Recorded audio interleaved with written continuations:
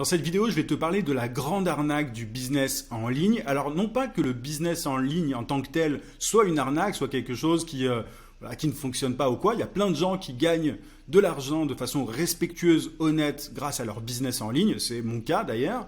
Mais il y a énormément de bêtises qui sont dites sur le sujet. Il y a beaucoup de mensonges et des dérives qu'il est important, je pense, de pointer du doigt. Parce que il y a beaucoup trop de personnes qui se font avoir, qui se laissent emporter, si tu veux, notamment par des promesses, miracles, etc. Donc ça fait un moment que je voulais faire cette vidéo, c'est le jour J. Donc je vais te parler en toute franchise, en toute transparence, comme à mon habitude. Je sais que certains de mes propos vont pas plaire à certaines personnes, donc si tu veux soutenir mon travail, si tu aimes le contenu transparent, sans bullshit, mets un pouce. Abonne-toi d'ailleurs aussi à la chaîne si c'est pas déjà fait. J'ai des centaines de vidéos très concrètes sur la vente, le marketing, l'entrepreneuriat de manière générale, donc je suis sûr que ça va te plaire. Active aussi la cloche de notification d'ailleurs pour ne pas rater mes prochains contenus. Je publie une vidéo par semaine.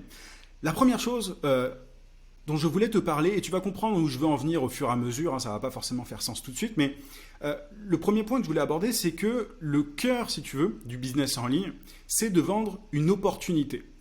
En général, on te présente une opportunité comme la solution ultime pour devenir indépendant. Certains vont utiliser de grands termes en te disant pour gagner X euros par mois, etc. Je vais te donner plusieurs exemples. Il y a un moment, la grande opportunité, c'était le dropshipping. On te disait, ouais, le dropshipping, c'est le meilleur truc à faire. Alors, si tu ne sais pas ce qu'est le dropshipping, c'est le fait de simplement de servir d'intermédiaire en tant qu'e-commerce. Tu vends des produits sur ton site internet et tu vas choper les produits, je sais pas, en Chine ou sur un... Peu importe le pays, mais en gros, tu vas te faire une marge comme ça. Tu vas pas toi-même créer les produits ou quoi que ce soit. Tu vas les acheter dans un pays et tu les revends sur ton site et tu te fais une marge entre les deux. Bref, c'est pas forcément le sujet, mais pendant un moment, on te disait que l'opportunité, c'est ça. Alors ça n'a pas complètement disparu le dropshipping, mais bon, c'était une espèce de tendance du moment. On te disait c'est le meilleur truc pour développer son business en ligne, etc. Il y a plein de gens qui ont acheté des formations, des accompagnements sur le sujet, etc. Bon, voilà, il y a beaucoup de gens qui se sont fait avoir, d'autres qui ont réussi, mais beaucoup qui se sont fait avoir. Donc ça, c'est une opportunité.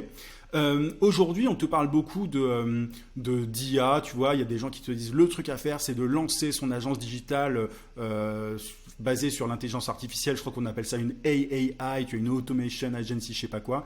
Je n'ai même plus l'acronyme, peu importe, mais on te dit que c'est ça qu'il faut faire, tu vois. Et souvent, les choses d'ailleurs apparaissent aux États-Unis d'abord, et ensuite, tu as des gens qui reprennent ça dans d'autres pays, comme en France, en Belgique, en Suisse et tout, et on te présente ça comme l'opportunité du siècle. Il y a une époque, il y avait aussi le SMMA. Le SMMA, ça veut dire Social Media Marketing Agency, c'était le fait simplement de développer, de créer une agence. Alors encore une fois, attention, je dis pas que toutes ces opportunités sont mauvaises, c'est une super idée de créer son agence aujourd'hui. Mais il y a une époque où c'était vraiment la mode, il y a encore des gens qui sont sur ce créneau, mais il y a une époque c'était vraiment la mode de te dire il faut que tu crées ta SMMA, etc. C'est vraiment la solution pour gagner de l'argent plus rapidement et tout.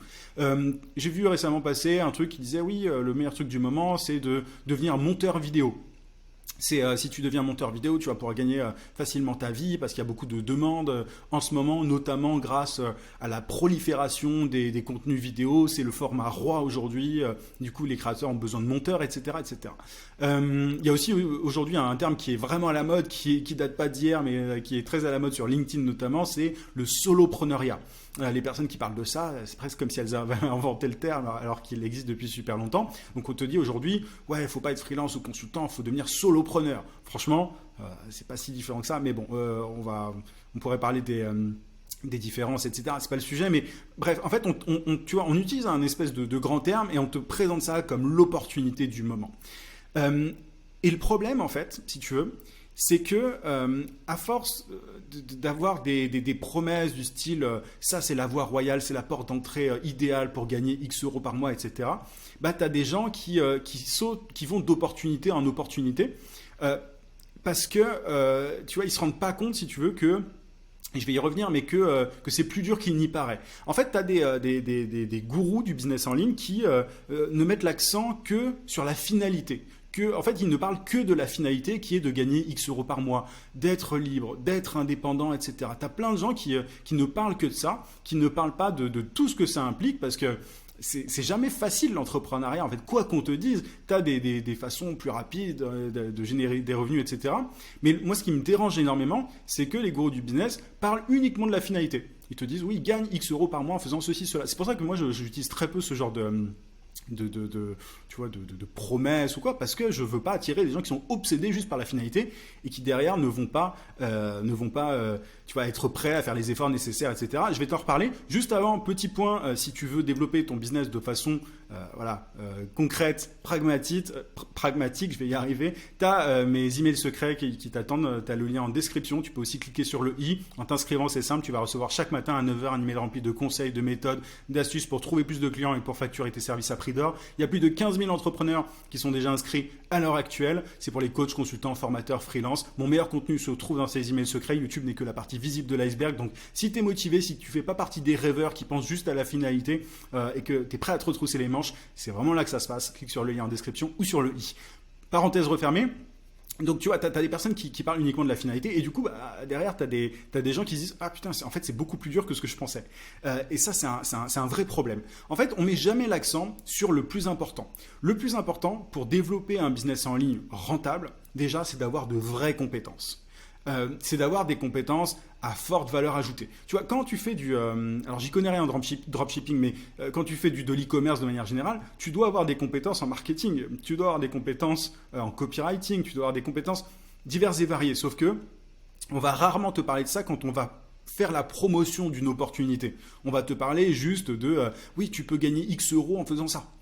Mais on ne va pas te parler de tout le chemin, ça, on va rester très flou, très évasif par rapport à ça, alors qu'en vrai, ça demande des compétences très concrètes et pas toujours faciles à acquérir, et que beaucoup de gens ne peuvent pas acquérir, parce que moi je fais partie de ceux qui pensent que tout le monde ne peut pas devenir entrepreneur. Il y a beaucoup de gens qui ne devraient pas essayer, et j'en connais. Donc il y a ça. Il y a un autre point sur lequel on ne met jamais l'accent. C'est le fait d'avoir une offre forte. Tu vois, quand on parle de SMMA, de soloprenariat, etc., on te dit oui, deviens un solopreneur, crée ton agence digitale, etc. Et je peux te le dire parce que je récupère beaucoup moi-même de clients qui sont passés par des opportunités par le passé et à qui on n'a pas tout dit et qui n'ont pas les résultats escomptés. Donc souvent on leur parle pas, on ne bosse pas suffisamment sur les fondamentaux, dont le fait d'avoir une offre irrésistible, canon, une offre forte qui donne envie aux prospects d'en bénéficier, quoi, de te payer tout simplement. Donc avoir de vraies compétences, ça on n'en parle pas. Créer une offre forte, une offre marketing, tu vois, irrésistible. On ne parle pas aussi du fait, et ça c'est assez dingue d'ailleurs, du fait qu'en business en ligne, pour pouvoir gagner de l'argent, il faut être la personne qui apporte le plus de valeur en fait.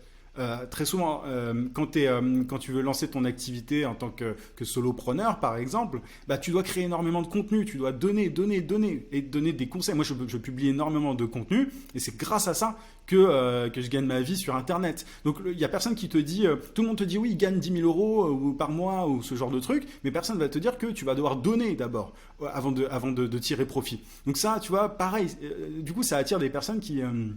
on va en reparler, mais qui sont pas forcément, qui vont pas réussir, qui vont pas y arriver parce qu'elles n'ont pas été bien cadrées, si tu veux. On leur a pas présenté les choses de la façon la plus honnête, la plus transparente possible.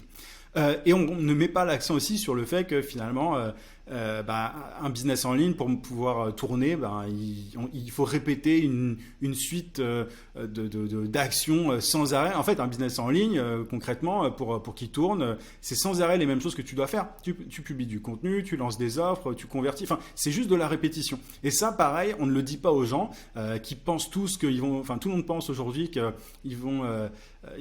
tout le monde pense qu'il va générer des revenus passifs, tu vois, en X jours, etc. Un business en ligne ne permet pas de générer des revenus vraiment passifs. Si tu veux des revenus passifs, tu investis en bourse, dans des ETF ou en crypto. Tout ça, ce ne sont pas des conseils évidemment financiers, mais tu vois, ça, ce sont des revenus passifs. Mais avoir un business en ligne, tu peux avoir des revenus passifs dans ton business en ligne de façon résiduelle. Tu vois, moi, je suis payé par la pub YouTube, par exemple, ce genre de truc, c'est passif. Mais grosso modo, quand on parle de business en ligne, c'est très peu passif. C'est des choses que tu dois répéter. Il faut être prêt à ça. Donc, résultat, qu'est-ce qui se passe derrière à cause de tout ça? Les opportunités attirent des rêveurs qui ne sont pas prêts à bosser.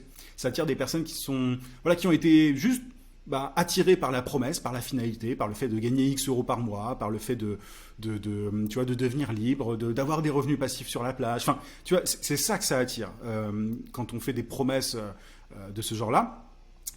Il y a aussi un autre effet, c'est que tu as des clones qui reproduisent des systèmes pyramidaux. Je n'ai pas dit clown, ça pourrait, mais c'est des clones. C'est-à-dire qu'aujourd'hui, combien il y a de formateurs qui ont été formés par des formateurs qui eux-mêmes forment des formateurs? reviens sur la phrase si tu veux la comprendre, mais et je pourrais faire la même chose avec les coachs, etc. Alors ça, c'est un truc qui est souvent dit. Moi, je suis pas coach, tu vois, par exemple, je suis consultant et j'accompagne des cibles variées sur leur marketing, mais j'ai pas démarré mon activité en formant des formateurs. J'ai pas démarré mon activité en coachant des coachs. Enfin, tu vois, donc ça, c'est un effet aussi qui est et malheureusement, on me met dans le même lot parfois que certaines personnes de ce genre-là, alors que je n'ai rien à voir avec ça. Mais du coup, c'est un truc qui se produit aussi.